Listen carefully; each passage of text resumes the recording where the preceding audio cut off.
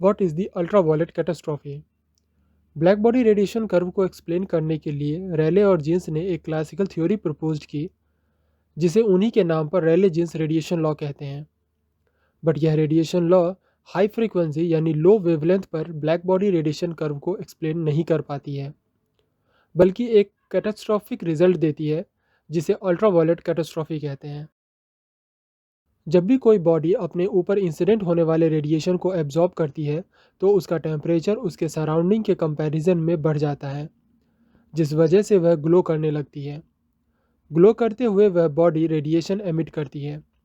इस रेडिएशन को black body radiation और इस बॉडी को ब्लैक बॉडी कहते हैं। एक ब्लैक बॉडी से अलग अलग वेवलेंथ की रेडिएशन अलग अलग अमाउंट में एमिट होती है, जिसे समझने के लिए रैले जीन्स रेडिएशन लॉ दिया गया। यह रेडिएशन लॉ क्लासिकल स्टैटिस्टिक्स के इक्विपार्टीशन ऑफ एनर्जी पर बेस्ड है, जिसके अकॉर्डिंग सिस्टम के ईच डिग्री ऑफ फ्रीडम के कॉरेस्पॉन्डिंग हाफ के टी एनर्जी होती है।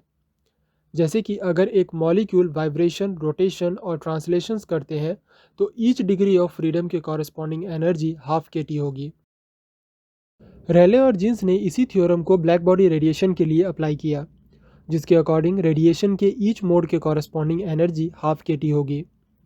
रेडिएशन में कितने मोड हैं, इसे समझने के लिए एक बॉक्स कंसीडर करते हैं। अगर रेडिएशन की वेवलेंथ बॉक्स की साइज़ के इक्वल है, मतलब बॉक्स में एक ही वेवलेंथ फिट हो सकती है, तो उसका मोड 1 होगा और एनर्जी हाफ के टी होगी। अगर वेवलेंथ घटकर हाफ हो जाती है, तो अब बॉक्स में रेडिएशन की 2 वेवलेंथ फिट हो सकती है, तो उसका मोड 2 होगा और एनर्जी 2/2 के टी होगी। इसी तरह जैसे जैसे वेवलेंथ शॉर्ट होती जाएगी, मोड बढ़ते जाएंगे और एनर्जी इंक्रीज होती जाएगी।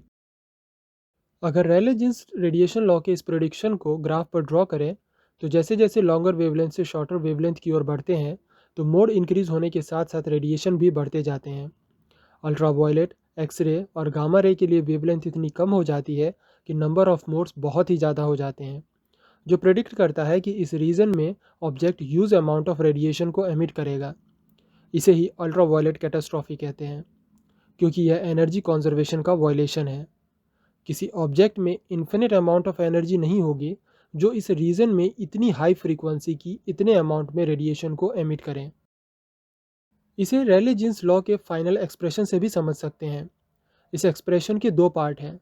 First part number of modes को रिप्रेजेंट करता है और सेकंड पार्ट एवरेज एनर्जी को। फर्स्ट पार्ट पर ध्यान दें तो रेडिएशन की इंटेंसिटी उसकी फ्रीक्वेंसी के स्क्वायर के प्रोपोर्शनल यानी वेवलेंथ के स्क्वायर के इन्वर्सली प्रोपोर्शनल है।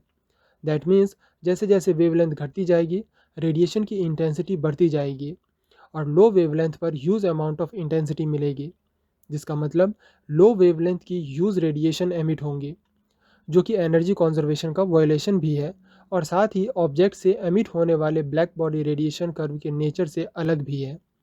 इसे ही अल्ट्रावायलेट कैटास्ट्रॉफी कहते हैं।